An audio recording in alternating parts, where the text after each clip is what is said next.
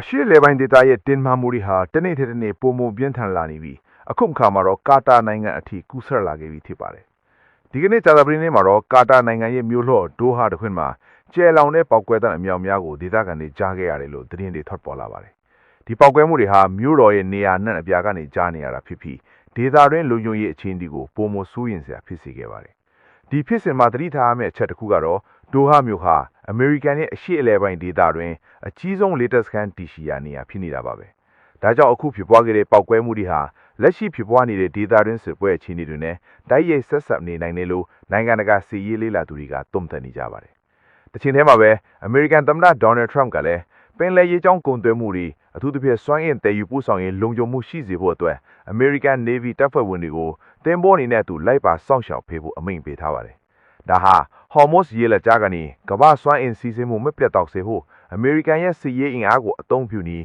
ကာကွယ်သွားမယ့်အခြေအနေလည်းဖြစ်ပါတယ်။အခုလိုကာတာနိုင်ငံအထိရိုက်ခတ်လာတဲ့ပောက်ကွဲမှုတွေဟာဒေသတွင်းပဋိပက္ခကိုဘယ်လိုဥတီသွားမလဲဆိုတာကတော့ဆက်လက်စောင့်ကြည့်ရမယ့်အခြေအနေမှာရှိနေပါတယ်